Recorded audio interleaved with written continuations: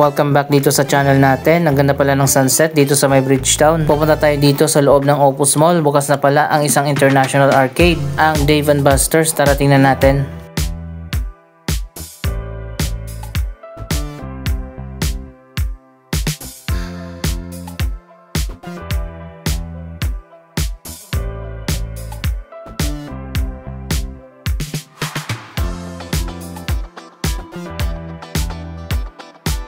Isang anchor tenant pala ang Dave & Buster's dito sa loob ng Opus Mall. Ito pa lang yata ang unang branch ng Dave & Buster's dito sa Pilipinas. Puntahan na natin ang kabubukas lang na bagong American arcade, ang Dave & Buster's. So ayan guys, ito na, makikita na natin yung logo dyan sa taas. Diretso na tayo dito sa third floor. Wow, tingnan nyo naman, napakaganda talaga dito sa Opus Mall. At eto na nga, confirmed na, bukas na ang bagong Dave & Buster's.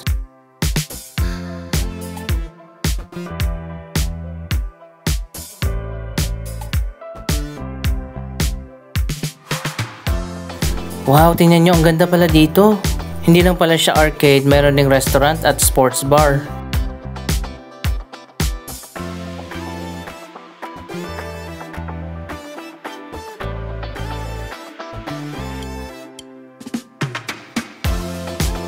Wow, ang ganda. Meron din ditong billiard.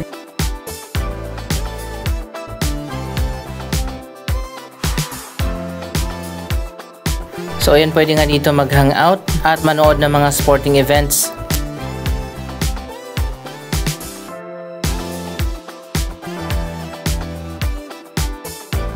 Dito pala sa kabila ang arcade.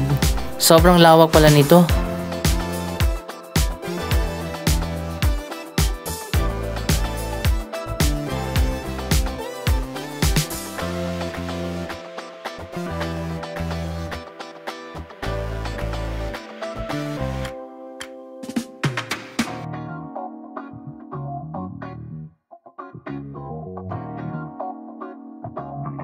Sobrang liwanag din dito sa loob at marami din ditong pagpipilian na iba't iba mga laro.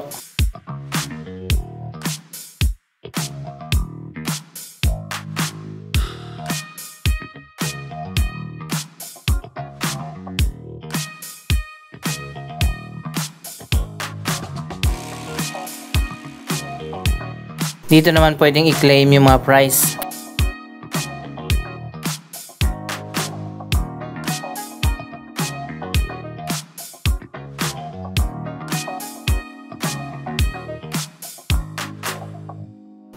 May bago na ngang tambayan dito sa Opus Mall.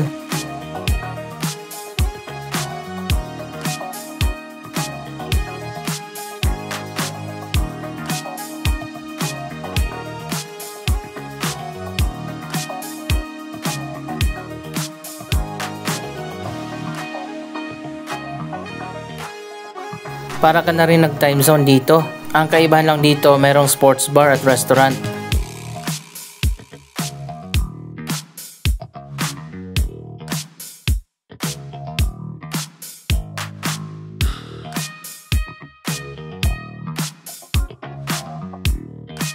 Kung mahilig kayo mag-arcade games, pwede na kayo pumunta dito sa Dave & Buster's 3rd floor ng Opus Mall.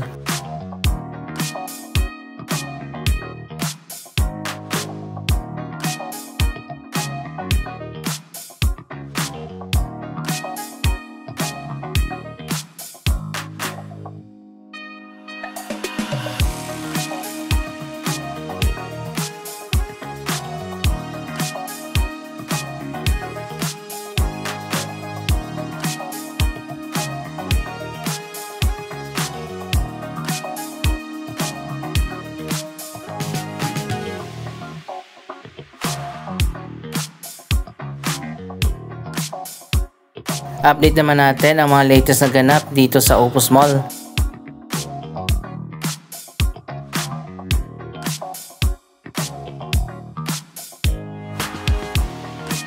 Ang Opus Mall ay isang high-end mall. Ayan, makikita nyo naman dito sa labas pa lang, napakaganda.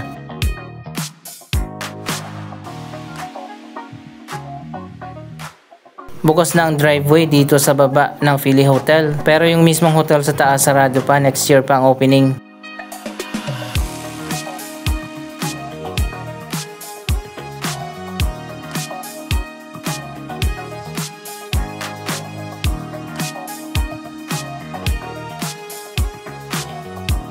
May mga restaurant na nag-open dito sa ground floor ng hotel.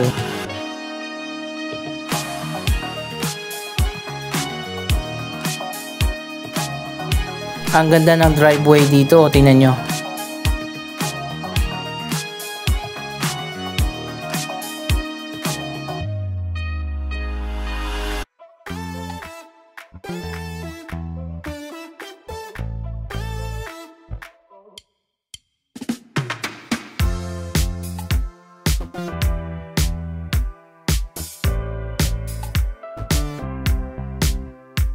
Pag-akyat natin dito sa taas, diretso na yan sa food hall.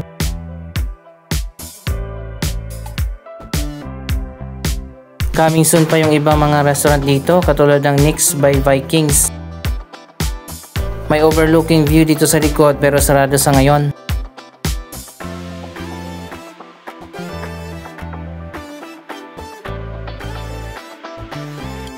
Abangan natin ang opening nito, high-end na buffet ng Vikings.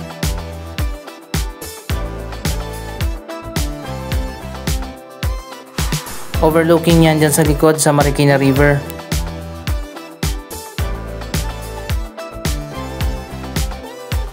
Isa sa pinakamagandang food hall ang makikita natin dito.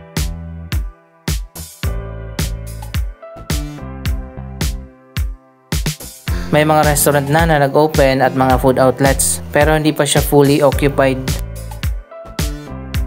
Ganito ang view dito sa taas.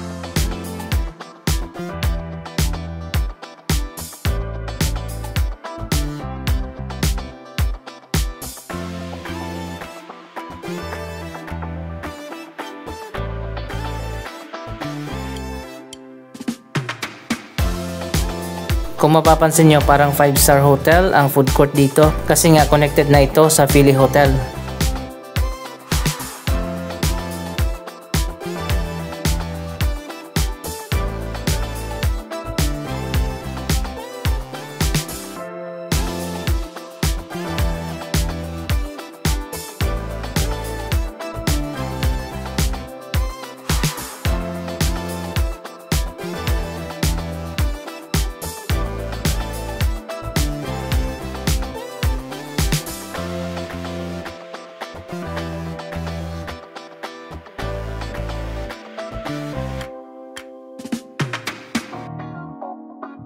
Meron pang ilang mga vacant space dito sa food hall.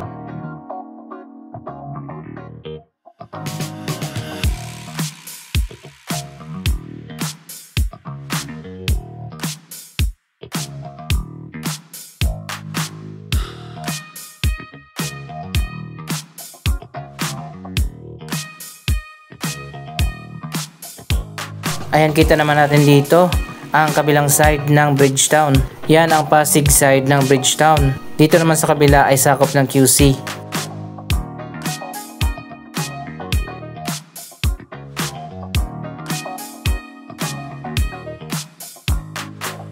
Ayan, kung mapapansin nyo, medyo upscale din ang mga food outlets dito.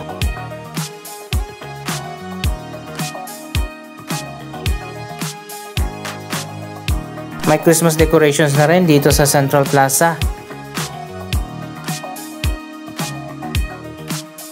Nasa 4th floor ito ng mall. Pero meron pang Sky Garden dun sa taas sa 6th floor.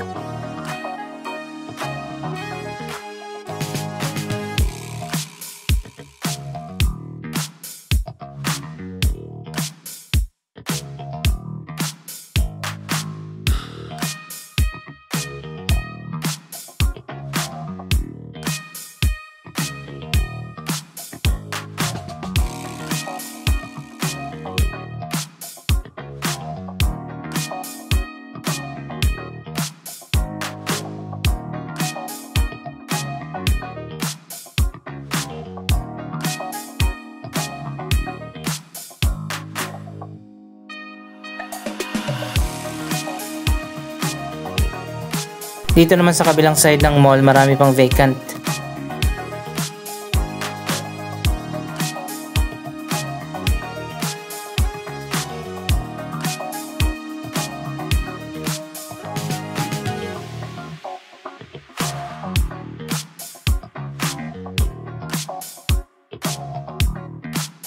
Kompleto na rin dito, may hardware, department store, supermarket, food hall at cinema.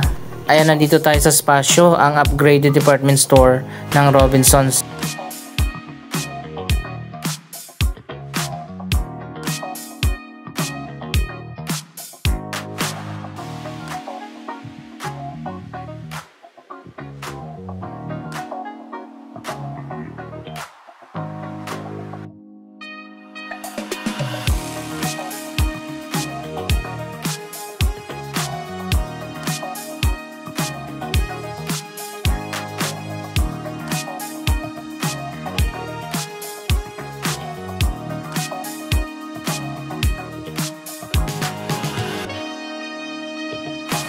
Meron din ditong cafe, may barbershop, at meron pang bar.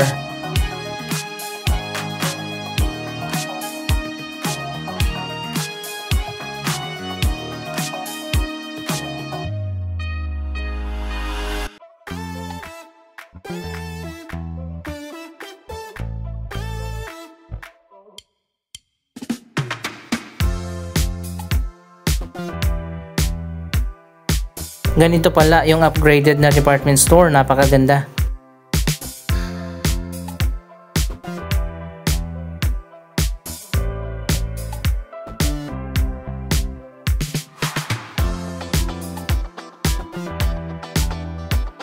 Ayan, may barbershop dito sa parang mezzanine ng dep store.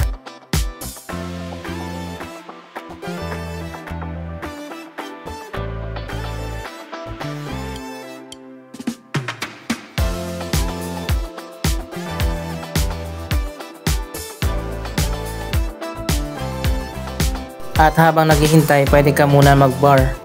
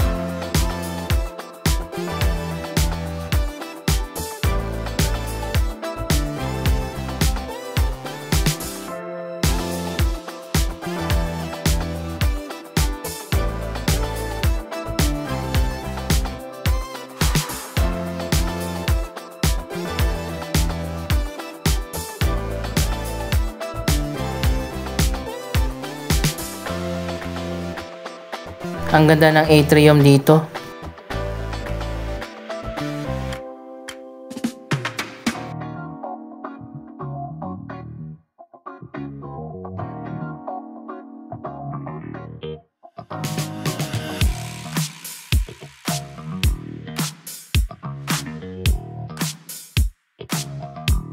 Hindi rin tinipid ang Christmas decorations.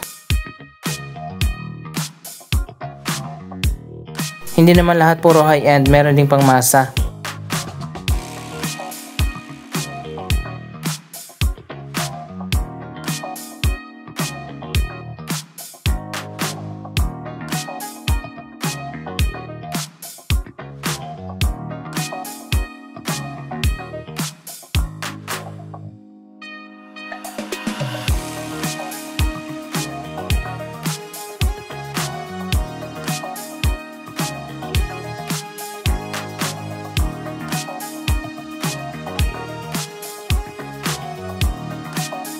Anong masasabi niyo sa latest development ng Opus Mall? Mag-comment lamang dyan sa baba ng inyong mga reaksyon. Maraming salamat sa inyong panonood. Huwag kalimutan na i-like, i-share ang video ito at mag-subscribe. Thank you for watching!